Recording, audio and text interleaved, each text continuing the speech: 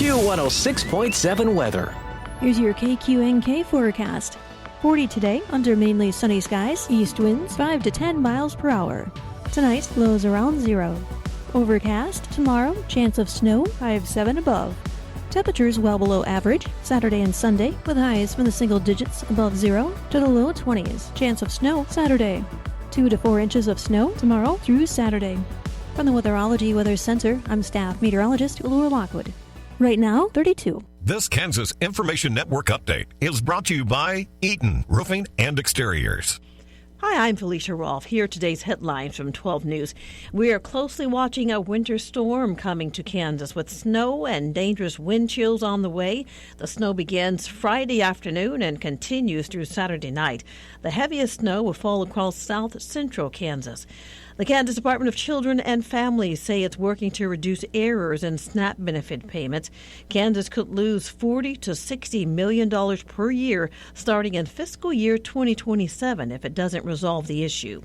An Ellis County woman suing the video game Roblox and chat platform Discord. She says a predator groomed her daughter on the apps in 2024, saying the companies don't take enough action to protect children. And Wichita, Felicia Rolfe, 12 News.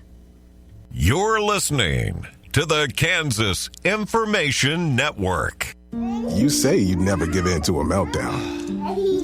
Never let kids' toys take over the house. And never fill your feed with kid photos. You'd never plan your life around their schedule. Never lick your thumb to clean their face. And you'd never let them leave the house looking like less than their best. You say you'd never put a pacifier in your mouth to clean it. Never let them stay up too late. And never let them run wild through the grocery store.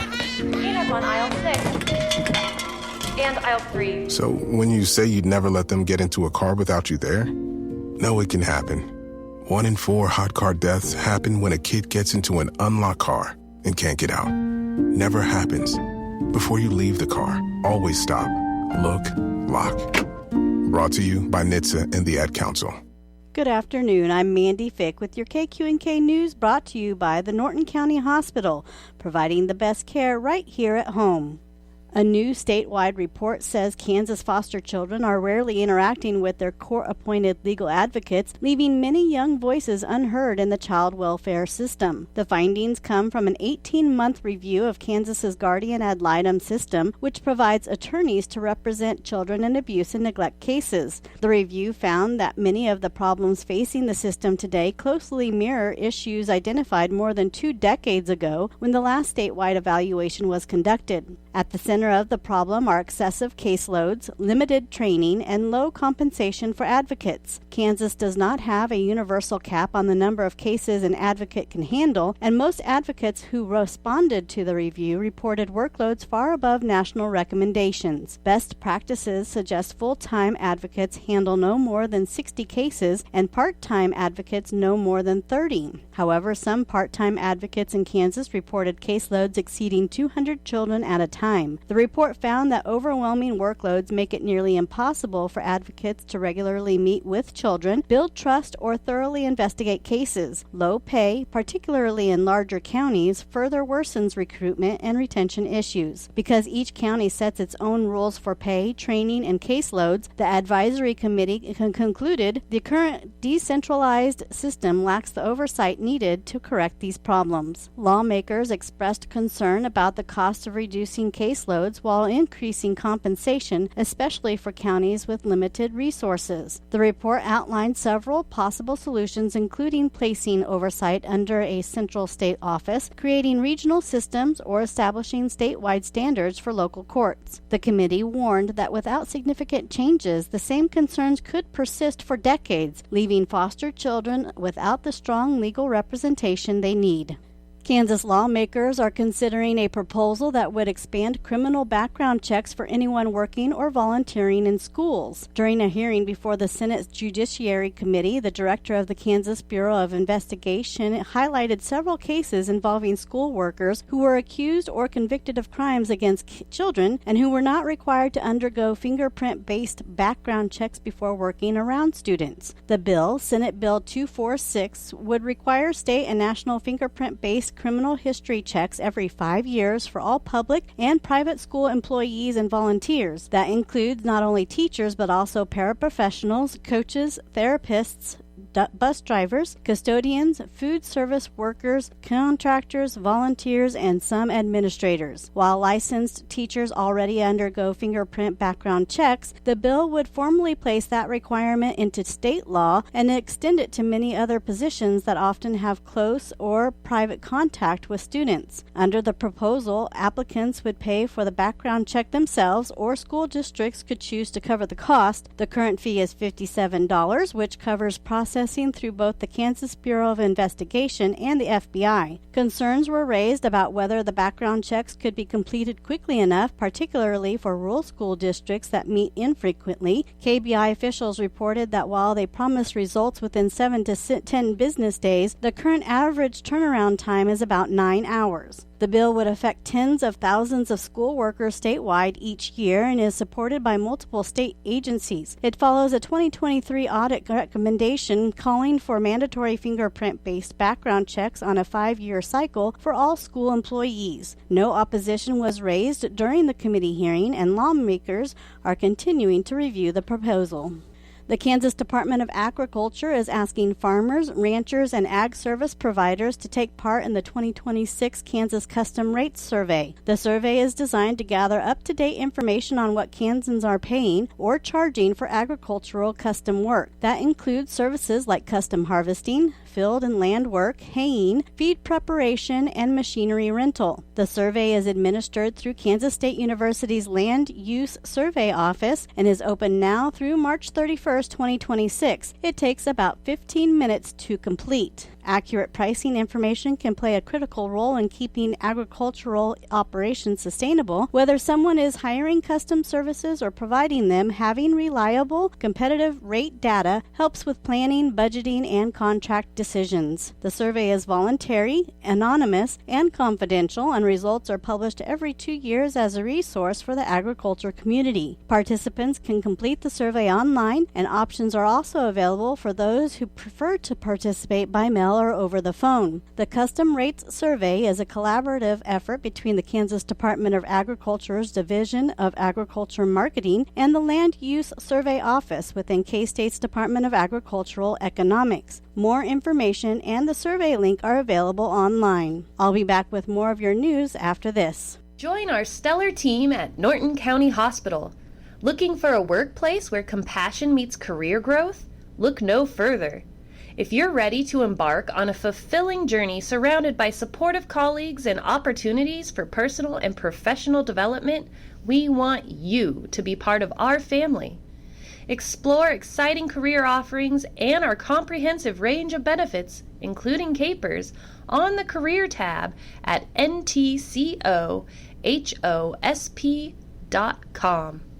Continuing with your news, unofficial minutes from the Norton County Board of Commissioners meeting from January 12, 2026. Chairman Thompson called the meeting of the Norton County Board of Commissioners to order at 9 a.m. on January 12, 2026 in the Commission Room. In attendance were Chairman Richard Thompson, Commissioner Marvin Matchett, Commissioner Garrett Beidler, County Clerk Craig Renner, County Attorney Abigail Horn, and Road and Bridge Supervisor Ernie Sheets. In general discussion, weekly correspondence, minutes, fund balances, resolution to be considered, abatements 2026 1, 2, and 3 were distributed to the commissioners. From the Road and Bridge Department, Ernie presented the commission with information regarding a building to park the machinery in. He asked if Norton County had participated in the K-Camp Safety Grant Program, which the county has. Ernie left the meeting at 9:08 a.m. Executive session at 9:09 a.m. Commissioner Beidler moved to go into executive session to discuss non-elected personnel with Commissioner Matchett, Commissioner Beidler, Chairman Thompson, Clerk Renner, and County Attorney Horn to be present and to return to the meeting at 9:20 a.m. Commissioner Matchett seconded the motion. Motion carried 3-0. At 9:20 a.m., the commissioner came out of executive session. No action was taken. Resolution for Solution North. Commissioner Beidler moved to accept a resolution for Solutions North called Resolution of Governing Body Extract of Minutes dated January 12, 2026. Commissioner Matchett seconded the motion. Motion carried 3-0. From the Norton County Appraiser Mindy Harding joined the meeting at 10 a.m. Mindy wanted the commission to be informed about the current Senate bill to cap assessed valuations of existing homes, excluding new construction and new sales, at 3% per year. The commission said they had been following the legislation. Mindy presented a spreadsheet giving examples of the effects of the proposal. The bottom line is that the results of the legislation would not lower taxes for everyone in the county. It would simply shift who was paying them. Commercial property and ag property would see increases if the total tax dollars are left the same. She inquired about the county/city airport hangar and reported on her progress in staffing her department. Abatements 2026 1, 2, and 3 were explained and signed off by Chairman Thompson. Mindy left the meeting at 10:20 a.m. Commissioner Beidler moved to approve January 5th, 2026 minutes as amended. Commissioner Matchett seconded the motion. Motion carried 3-0. Commissioner Beidler moved to adjourn the meeting with no further business, and Chairman Thompson adjourned the meeting at 10:58. A celebration of life for Colette Sharp Miller will be held at the Norton Christian Church Friday, January 23rd, 2026 at 2 p.m. with Jamie M. Long officiating. Snacks and refreshments in the church following the services. Visitation will be from 5 to 7 p.m. Thursday, January 22nd. At the funeral home, a private family interment will be held at a later date as the family is honoring her wish for cremation. Because of Colette's unwavering love for the community of Norton and living at the lake, in lieu of flowers, memorials are encouraged to the Norton County Community Foundation or Friends of the Lake and may be sent in care of Plummy Garmer Funeral Home, 215 West Main Street in Norton. Condolences may be left at www.plummergarber.com. I'm Mandy Fick. Your KQNK News was brought to you by the Norton County Hospital. You can call 785-877-3351 for all your health care needs. Kansas Agriculture Network News. Good day, everyone. I'm Greg Akagi. A congressman representing one of the top corn-growing regions says farmers want markets, not just government assistance. Nebraska Congressman Adrian Smith says farmers face significant economic pressures, and that's why he continues to push legislation to permanently authorize E15 ethanol sales year-round. He says expanding E15 would strengthen demand for corn, encourage investment, and reduce fuel costs for investors. And when you look at producers themselves, what they tell me, they're anxious to produce for a market. Yes, there have been, some assistance payments most recently. They're still, they appreciate that, but they want to produce for a market, and that's what's guiding me on my efforts on E15. And to get that in statute, I think that would be a real opportunity. Smith says he hopes legislation can move forward soon. A new Civil Eats food policy tracker report this week underscored the flurry of federal actions shaping U.S. food and agriculture policy, including dairy, nutrition, and farm support initiatives. The tracker catalogs policy shifts such as changes in school dairy standards, nutrition guidelines, and evolving farm safety net programs, offering stakeholders a comprehensive view of current trends. Experts say such transparency is key for producers and consumers navigating the complex intersection of health, agriculture, and economics. A surge in legislative and executive activity reflects growing attention to food affordability, nutrition, and agricultural sustainability amid broader economic pressures. The tracker also highlights state-level debates over farmland taxation and conservation, indicating that agriculture policy is increasing in multi-layered issues across the U.S. This is the Kansas Ag Network. Here's that song again. Here's that song again. For the 100th time today. Here's that song again. It's gonna be stuck in your head all day. Yay! Here's that song again. It will make you cray, cray. You love your kids enough to watch that TV show a bajillion times. Yay! Love them enough to make sure they're in the right car seat for their age and size. Show them you love them. Keep them safe. Visit nhtsa.gov/the-right-seat. Brought to you by the National Highway Traffic Safety Administration and the Ad Council.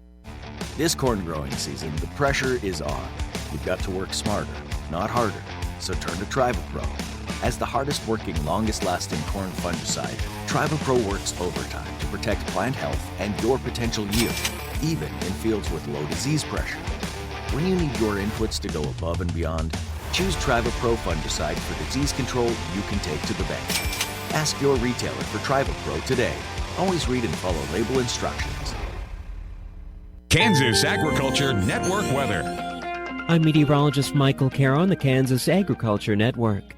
So much colder weather, along with some plowable snow expected across much of the region once we get beyond today, with that snow beginning initially across western portions of Kansas into the day on Friday and then spreading across much of the region as we start off the upcoming weekend. Still expecting high temperatures yet for this afternoon to climb up well into the 30s to lower 40s into northern Kansas, with highs well into the 40s close to 50 in the south. But by tomorrow we'll be talking high temperatures only in the single digits and lower teens in the north, with teens to near that 20 mark in southern Kansas. A winter storm watch and cold weather advisory beginning Friday for much of the state. For northwest Kansas for this afternoon, we'll see mostly sunny skies with highs in the upper 30s to lower 40s. Winds turning to the northeast at 5 to 10. For north central Kansas, sunny to partly cloudy skies this afternoon with highs into the lower 40s. Winds turn to the northeast around 10 miles per hour. Into northeastern Kansas for this afternoon, we'll see a blend of clouds and sunshine. High temperatures climbing into the lower to middle 40s. Winds will be out of the north at less than 10 miles per hour. For southeastern Kansas for this afternoon, looking for sunny to partly cloudy conditions. High temperatures climbing up into the middle to upper 40s, close to 50 degrees though in areas down closest to the Oklahoma border. Winds out of the east around 5 to 10 miles per hour. Into south central Kansas for this afternoon, a blend of clouds and sunshine. High temperatures in the upper 40s to near 50 degrees. Southeast winds at 5 to 10. And back into southwestern Kansas for this afternoon, sunny to partly cloudy skies with highs in the middle to upper 40s. Lower winds turning to the east and northeast at 5 to 15 miles per hour. This is the Kansas Ag Network. The voice of agriculture, Kansas Farm Bureau. The Farmer Bridge Assistance Program sets aside $12 billion in assistance for U.S. farmers and ranchers. Farm Bureau economist Faith Parham says rates vary based on each eligible crop. Farmers should have reported their acreage to FSA by the December deadline, and now all they have to do is wait for a pre-filled application. So they should stay in contact with their local FSA agents to see how those pre-filled applications will be distributed. There should be a payment by the end of February. Parham says only $1 billion was set aside for specialty crop producers, which she says won't be enough. There's hundreds and hundreds of specialty crops. They have higher input costs, they have really high labor costs, high technology costs. Learn more on the Market Intel page at fb.org. And listen again here for more from the Voice of Agriculture, Kansas Farm Bureau.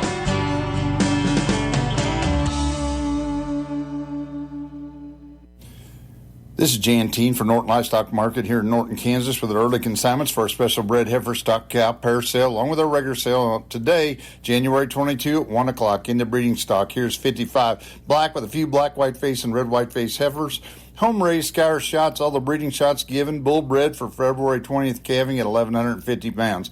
8 black white face bred heifers. Ultrasounded to calve in March, bred to low birth weight Dick's bulls, scour shot and other breeding shots given.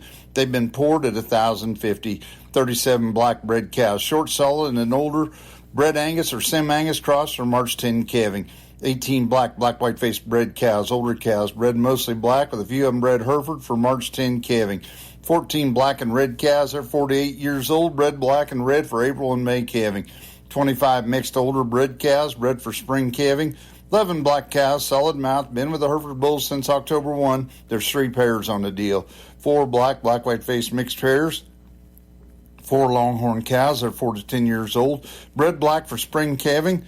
We got one paint mare. She's 8 years old, not broke. And the calves off the cow. Here's 125 head. They be 75% black, with the balance being black-nosed Char crosses with steers and heifers at $450 to $650.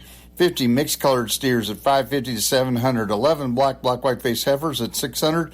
7 black-white-faced steers and heifers at $550 to $700. 14 black-white-faced steers and heifers at $450 to $625. In the wean calves and feeders, here's 40 red and black-white-faced steers at $550 to $700. 43 black-white-faced heifers at $650. In the replacement heifers, here's 24 red Angus heifers. They've been OCV vaccinated. They passed their tract and pelvic exam, had every shot you can give one. They weigh 600 to 650. In the weigh cattle, we'll have a seasonal trial run of weigh cows and bulls. We're expecting more consignments of all classic cattle by sale time. Hope to see you at this auction. Thank you.